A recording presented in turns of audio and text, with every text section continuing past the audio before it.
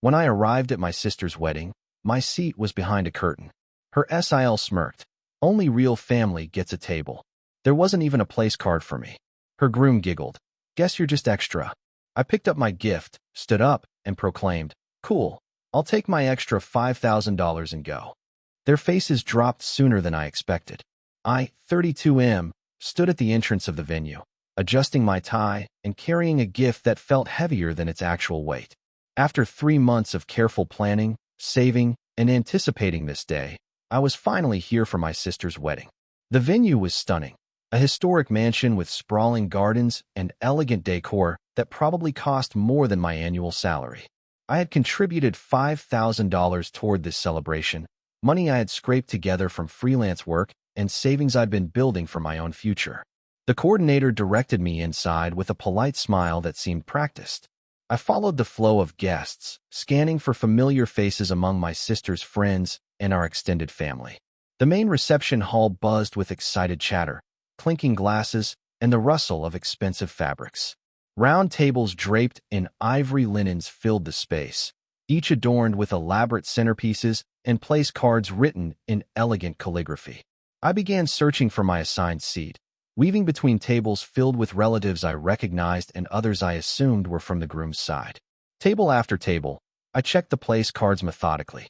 Cousins, aunts, uncles, family friends. Everyone seemed to have a designated spot except me. A growing knot formed in my stomach as I completed my circuit of the main dining area without finding my name anywhere. That's when I noticed the curtain.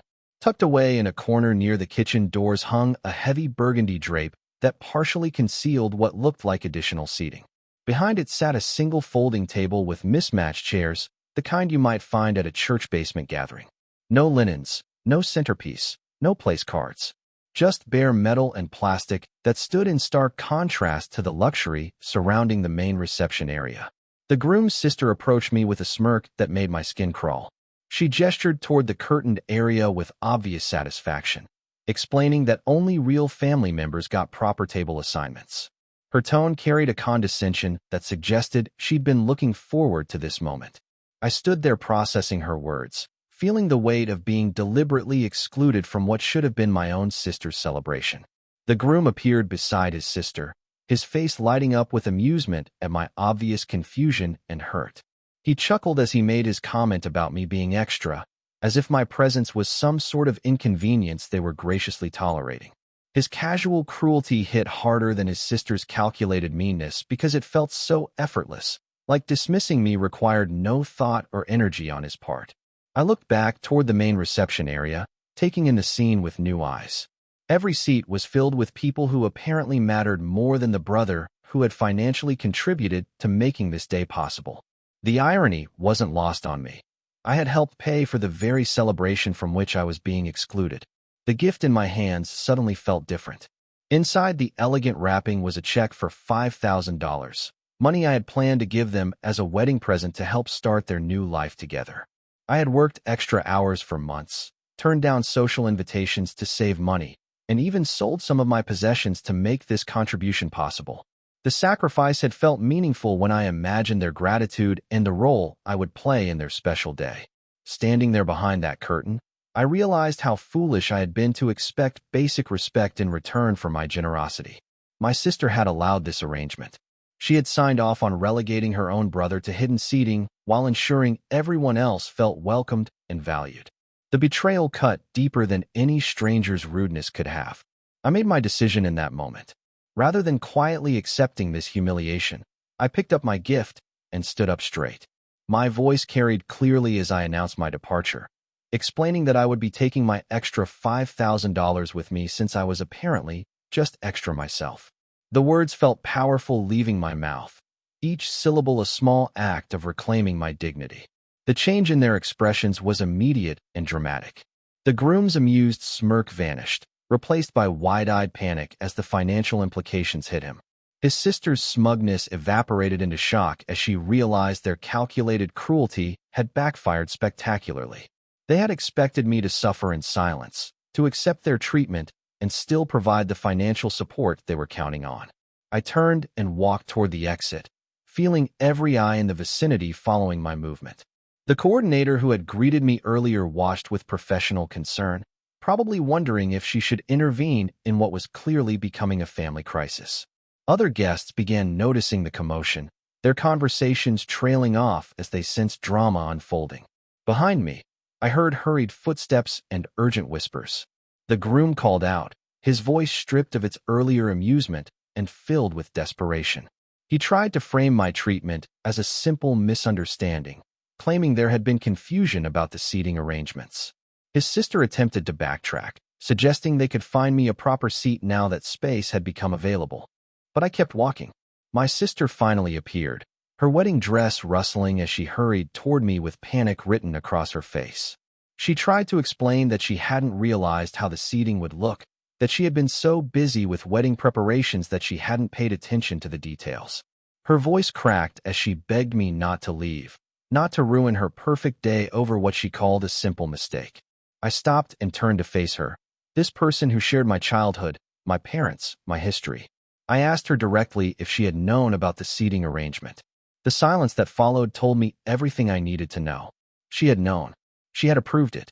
She had prioritized her new husband's family's comfort over her own brother's dignity.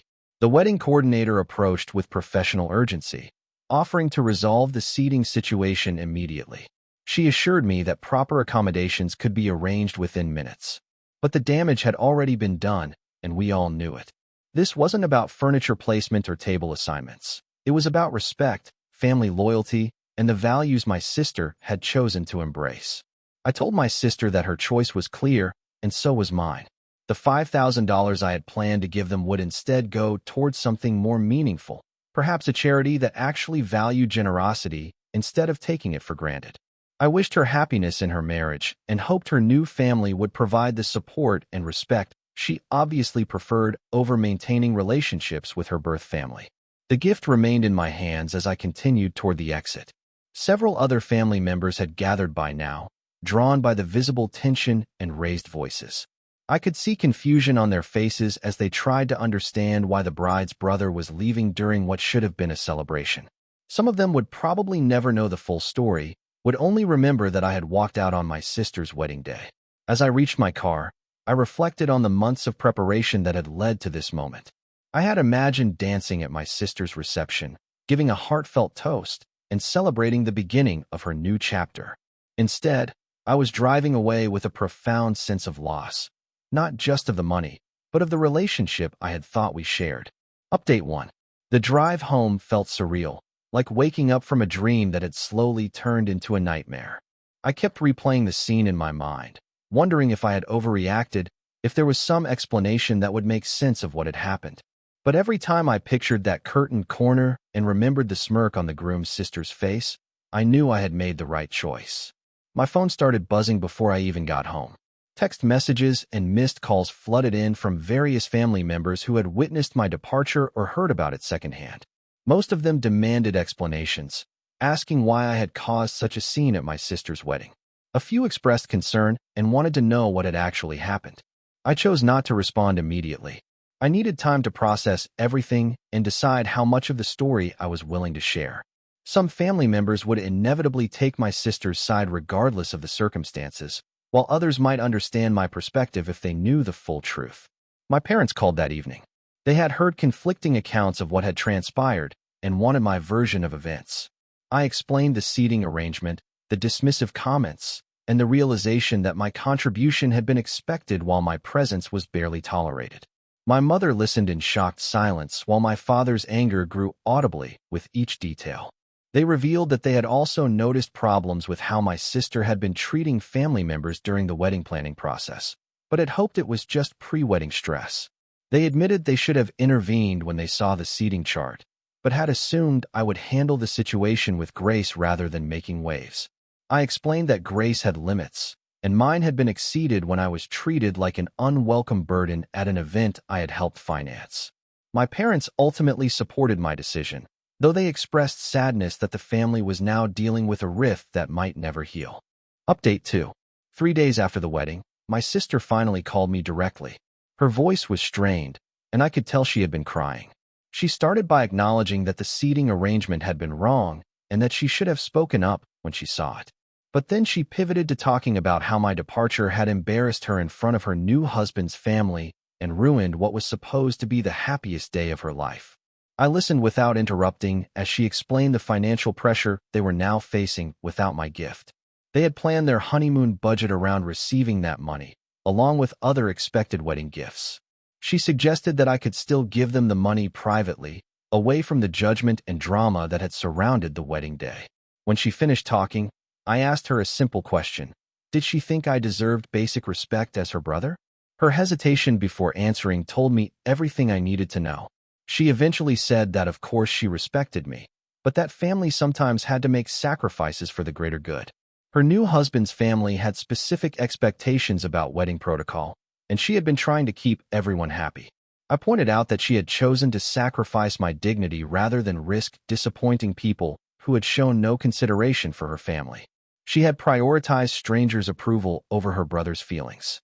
That choice revealed her true priorities more clearly than any words could. The conversation ended with her crying and accusing me of being stubborn and vindictive.